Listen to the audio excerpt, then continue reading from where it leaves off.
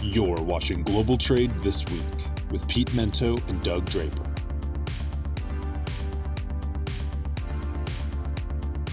All right, hey, good afternoon. This is Doug Draper, and with me is my phenomenal host, Pete Mento, and this is Global Trade This Week. It's on a Monday. First time in a long time we've nailed this thing on a Monday, so welcome. As you know, Global Trade This Week, transportation, logistics. We're going to sprinkle in some economics today, but the key thing is it's always forward-thinking. We're taking relevant topics and expanding them, what's going to happen in the future. That's what makes this show fun, gets our personal opinions involved, right or wrong. We have the platform, Pete, to do what we want, and here it is. It is, so, yes. That's right. And it's also brought to you by Cap Logistics. Keenan gets a little bit of a hard time, primarily from Pete, not from Doug, but he's the one that's pushing the buttons and making all this happen. So we can't thank Cap Logistics enough for making that go down. So there you go. We checked all the boxes with the intro. Pete, how's life with you? What's going on? Life is fine. I can't believe you had to throw me under the bus with the Keenan abuse. You know, I mean, it's true. Yeah. I am the one that lights him on fire every week, but I mean, I thought we were a team. You know, I thought that if I'm going to be the one lighting him on fire, you could at least help me out here, buddy. But that's fine. Well, that was a compliment. Oh, okay. All right. So I'm the bad cop in this good cop, bad cop scenario. I can live with that. Yeah. That's fine. We did notice a few minutes ago that if you place your head perfectly, we can get blue hair on you. Yeah. Yeah, if we get that. I like that look. There we go. That's very nice. Blue it's kind shirt, of tribal. I dig that. I don't know. Yeah. Yeah, well, Troy doesn't like to be covered up, so we'll leave him off to the side. Troy. Yeah. Well, I guess this is I'm first this week. You are. Let her rip. And, you know, just when I thought that I wasn't going to have enough to talk about this week, the trade gods blessed me with some pretty crazy news, bud. So this week we had what is probably this year's winner for apocalyptic moments in cyber attacks with the Colonial Pipeline attack. You know, Saturday morning, most people wake up and they roll out of bed, maybe with a blistering hangover, or maybe it's the first time they've had a really nice sleep all week. You know, I got out of bed, went to the gym, and I had already heard most of what was going on. It was just hitting the news at that point. And I just got angry. I got really angry, Doug, because on most of the global news services, and as I've said to people before, when I read the news, I'm doing Al Jazeera, BBC, Fox, CNN. I'm going everywhere I can. It was not a lead story for the most part. The cyber attack that happened on this particular pipeline between Houston and New York was on the Colonial Pipeline, and it was done by a cyber hacking group called DarkSide. DarkSide is known essentially as a group that will do ransomware to encrypt very important data and will expect a tremendous amount of money back to unencrypt it. In doing so, it gives them a lot of clout. They're the last group of people you want to mess with. They are Russian. And in this particular instance, they've done a couple of things. First of all, they've uncovered one of the major areas of concern that we've all known about that follow cybersecurity, but nobody wants to admit. It's that the internet and our networked economy is weak. It's incredibly weak. We all wake up every morning thinking that this new beautiful digital age that we live in is secure. It is not. The internet that our economy sits on top of is held together mostly by a networked road, I guess, or highway or superhighway, if we want to go back to that old stupid metaphor, of duct tape and spit. And it doesn't take very much for the whole thing to get clogged up. Second of all, you had gasoline, marine diesel, and aircraft fuel going between Houston and New York Harbor. So if you wanted to cripple the port of New York, JFK, Newark, the U.S. military operating out of that part of the world, good luck. And then lastly, you know, we're about to enter into one of the busiest weekends that the United States has of travel in one of the most populated parts of the country, and we're about to have a gas shortage because of this. It doesn't take more than a couple of days of disruptions for there to be a tailing on effect. And then once that gets elongated, you're going to have something on the back end as well as we enter into a summer when Americans are incredibly excited to get out there. So President Biden has decided to lift some of the restrictions on allowing truckers to drive through certain cities, through certain times, lifting restrictions on the amount of driving that they can do. Whoop-de-doo, don't have enough truckers to drive anyway. So we'll see what good that does. But to me, as a cybersecurity guy, as a security expert, what it does to me, what bothers me the most is I have been screaming into the void about this issue. I have a new company, right? Undeniable Technologies. All we deal with is the technology questions regarding supply chain security. And I can tell you from firsthand knowledge and working with NDTA and working with all these groups and all these organizations, cyber is a serious concern. It's a major concern. We're all focused on it. TAPA right now is working on new standards for cybersecurity. And when we talk about it, people get up at these conferences, they log off on these conferences, and they find something more important that they think that they need to do. And it is absolutely pissing me off when we have moments like this that happen and everybody blows it off. Go on to CNN and Fox News right now and look at the stories that appear to be more important than this.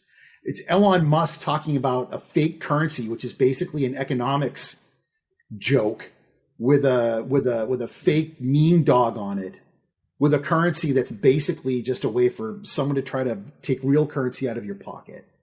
I am so angry about this because what's going to happen 6 months from now, we'll still be on the defensive, we'll still be reacting to this, and nothing's going to happen, Doug. I should probably go have a drink. I'm so angry about this. Yeah, well, I can tell you're getting fired up just in that last 30 seconds. But yeah, here's my a couple of takes on it. One, nobody wants to share their dirty laundry, right? So there's a lot of cyber attacks that have probably happened that we don't know anything about, because if you talk about it, you show weakness or you show flaws or you lose trust with the general public. So I think the natural reaction from a humanistic perspective is let's fix it ourselves and not let the world know what happened. So I think that is just human nature.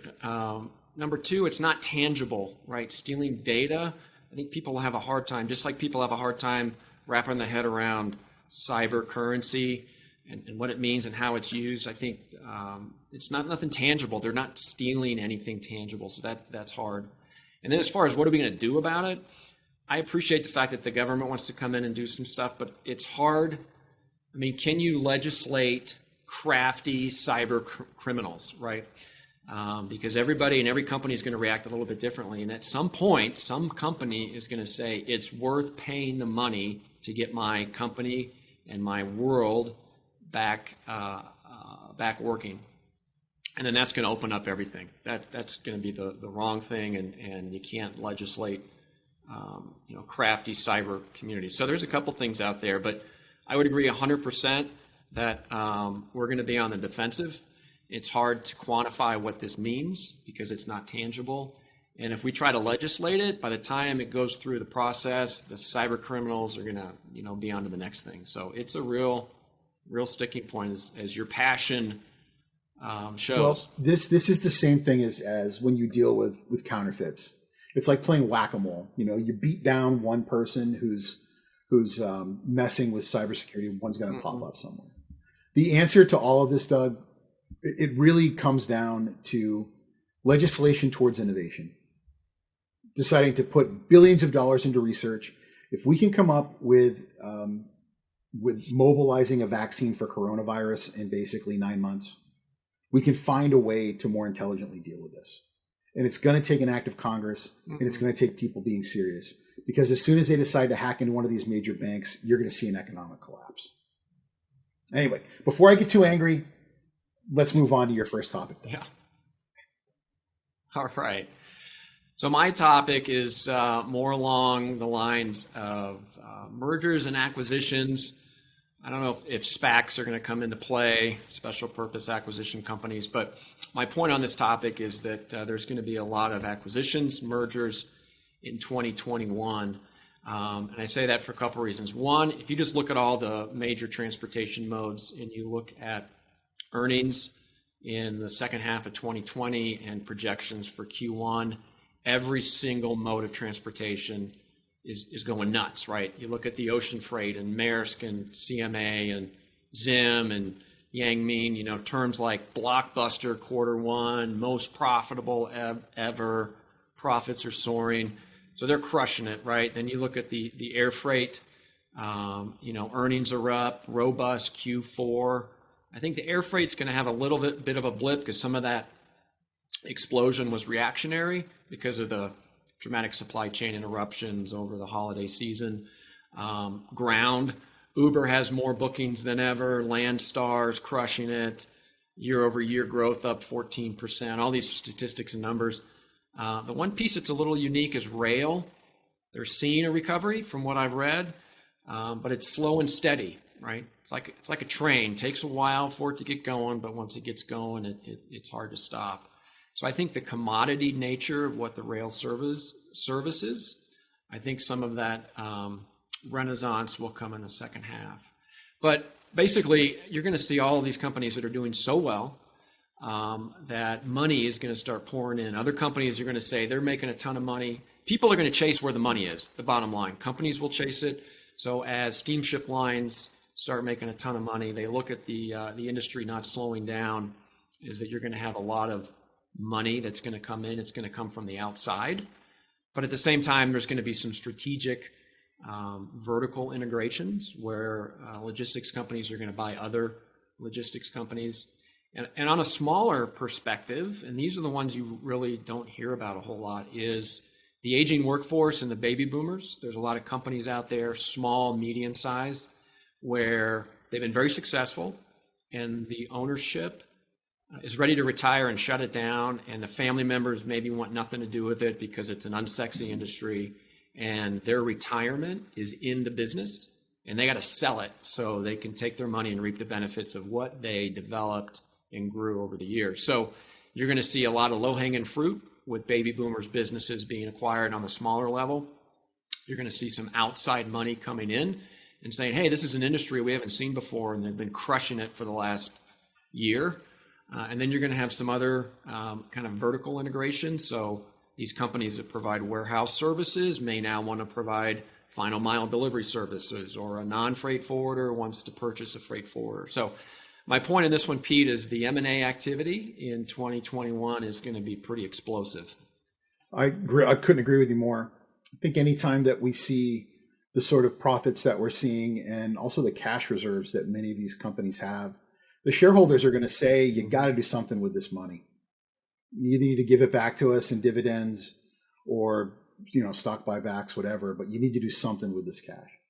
And what we're learning with these massive consolidations is they're buying market as well. So I agree with you. I think you're going to see more and more of it. And you make a great point with all of these medium and smaller companies that are family-owned, single proprietors. They want to get their money out of the business, get it while the getting's good. Has there ever been a year where those numbers, both EBITDA and the top line, have ever been bigger? Not that I can remember for a long time. So this seems to be a time when it's an opportunistic market. I think you'd be crazy not to take advantage of it. So you are going to see a lot of that. Yeah, for sure. So good. Halftime, Pete, anything you want to comment on? I know you had a pretty good show last week with TAPA and the semiconductor shortage. Yeah, we had a great turnout talking about the semiconductors and how they're in practically everything. If you want to watch that, you can check it out on TAPA's website. Really enjoying trade school. We're getting into bigger things in trade than just the obvious. It's been a lot of fun. We'll be back at it this week for ALBA and the trade compliance series. Wednesday, 2:00 Eastern time. You can check that out. I'll be on LinkedIn with another engaging video asking you to jump on that one. I'll be speaking for the South Carolina Automotive World Trade Day on Thursday. I think I'm speaking at 10 o'clock in the morning. So if you're attending that, that is where last year I told everyone that the economy was about to shut down, and they wanted to laugh me off the stage. So I'm looking forward to doing a bit of gloating, Doug. Looking forward to doing a bit of gloating. Yes, you're good at that. I am. Yes. Yeah, what have you got going on, man? Well deserved on that topic. You got anything big coming up? Yeah. So Uptime Logistics, we just dropped. You can check it out. We dropped it on Friday. Look for some posts, but this one was kind of cool. A company called 10 Tanker, which does aerial firefighting. Obviously, very relevant for Colorado and the Western U.S. And it's all about how does it work? Who's the customer? What do you do in the moment of the firefight and things of that nature? So it is live and it's up. You can see that at caplogistics.com as well. But I was like a kid in a candy store, like, how does the plane work? How do you refill? Who's flying it? What's the pilot doing? So it was a great, entertaining interview, but it's live. You can check it out now. Cool. Yeah. Well, that's halftime. Yeah. So that means halftime. That means you're up, man. Yeah. Topic 2. Third topic. I think it's interesting. It's not nearly as crazy as my first one, but in the new negotiation for NAFTA under the USMCA, which is the new NAFTA, we had a section in there that made some expectations about labor. And in this new section, it made some demands about allowing people to fairly unionize and collectively bargain. And for the first time, you have the UALW, United Auto Workers Labor Union, UALU, I guess, has come together against a Mexican company, Tridenex, and said that they're not allowing them to unionize, to come together and collaborate.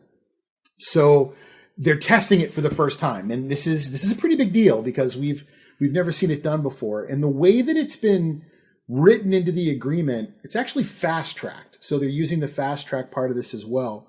And what would have taken years before shouldn't take too long to get to a bottom line. And Mexico has changed many of its labor laws to allow for this sort of thing to happen. But in reality, it's not really been a conducive environment for collective bargaining.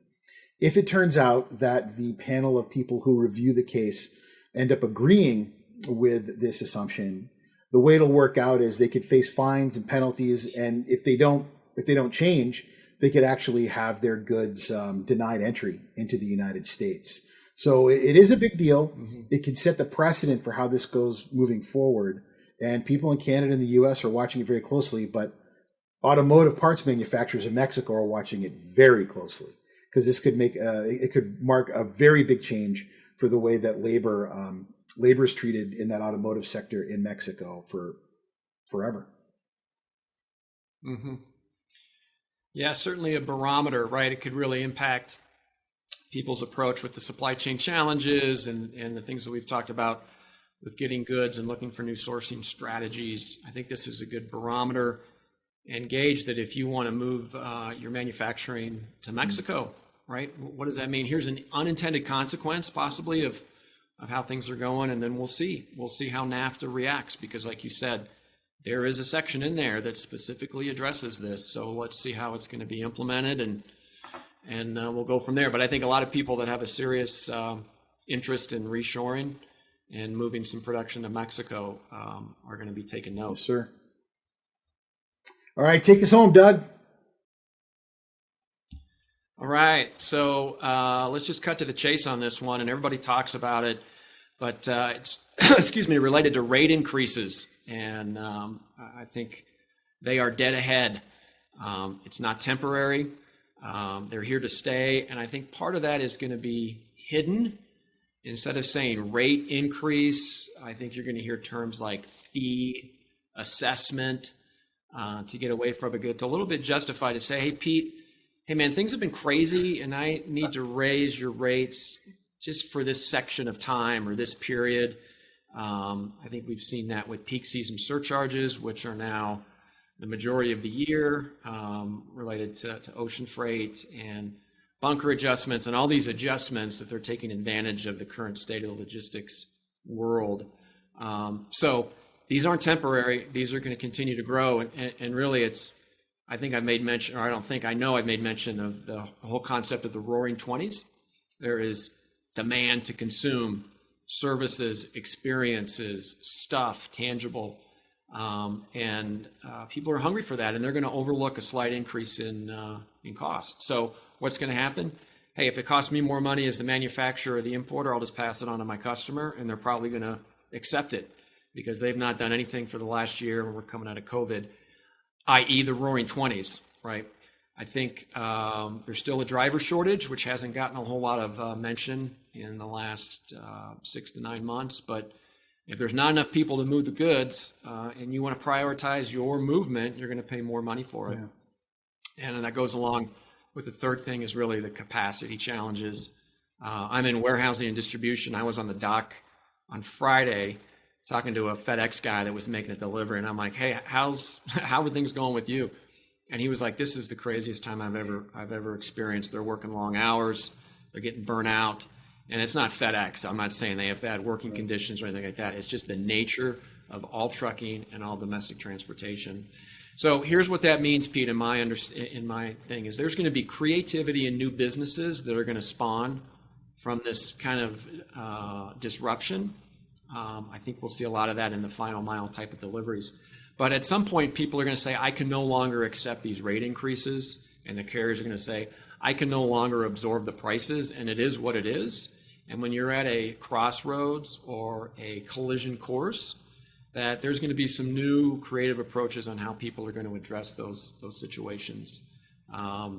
Whether that's methodology on how they do the delivery, whether it's engaging the general public in different fashions. I talked about it at a luncheon a couple weeks ago called the dispersion, which is basically delivering products and services and bypassing the traditional delivery methods, eliminating gatekeepers and things of that nature. So I think the easiest example would be final mile deliveries and how the Uberization of making deliveries to homes. But anyway, I'm kind of getting off the topic here, Pete, but I'm just saying that rates are not going down, they're going up. It's not temporary, it's permanent. It's going to be hidden with terms like fee and assessment, and the American population is going to accept it, and it is what it is. Well, Doug, we have no producers or writers, so you can get off topic all you want, man, because I love hearing your take on stuff. So I think Saturday, I think it was Saturday, I was on Twitter, and I think it's one of the editors for the Journal of Commerce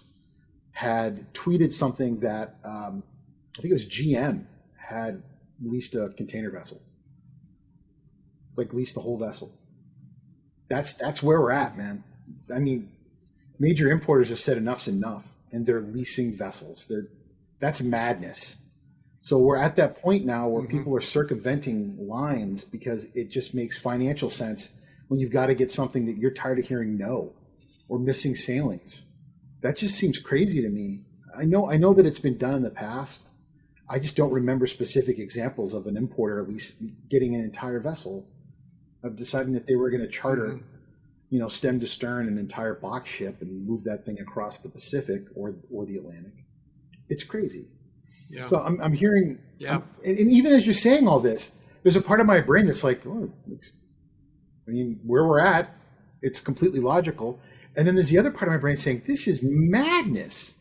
I mean, it's absolute madness that we're at this point with these fees and these costs, and we're all just like, well, I guess a container is going to cost $14,000 now for a 40-footer Transpac, and that's just the way it's going to be. Merry Christmas. That's just absolute absurdity.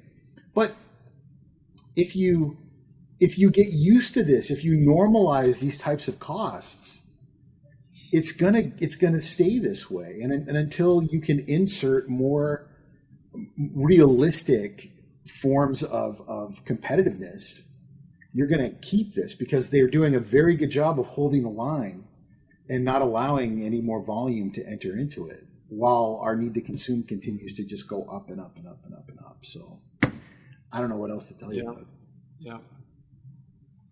Yeah, well, we're in the same line, but that dispersion, the example you just gave to me is an example of dispersion, because that consumer, they're like, we're bypassing the traditional methods of how we move product on the sea and the ocean, and they just leapfrogged the gatekeeper and went directly in a different direction. So that's a perfect example of dispersion. And you and I over the years or over this year are going to say, here's another example, here's an example, here's an example. And when they pop up, we'll be sure to identify them on the show. Think of this, right? It's coming. GM has enough tier one automotive supplier vendors that they could easily sell spots. What's stopping them? What's stopping them from saying, you're paying 14 grand right now on OCL or Maersk. You want to buy this one for 11? And they can just sweep up the profits. It's madness to even think that you and I could have a realistic conversation about this. Oh, GM's a liner now. Oh, okay, got it. Yeah, just insure yourself and go for it. I don't even want to think about the regulatory necessities that would be required to make that happen. But to think that that's even a realistic conversation, Doug, that makes my brain hurt. Right. So, well, I think if your brain hurts, then we got to shut this thing down. We do. So that will conclude us and our 4 topics this week on Global Trade This Week, brought to you by our great friends at Cap Logistics. Doug, as always, thank you for being the Oreos to my milk, the soda to my scotch, the Yankees to my Red Sox. You complete me. Yeah. And Keenan, thank you for being back in the booth, not paying attention to your crayons and Tetris on your Game Boy long enough to produce the madness that is Global Trade This Week. And thank you to all of our viewers at home for giving us an audience for our endless ramblings. We can't wait to see you again next week with another edition of Global Trade This Week. Have a great week. Take care.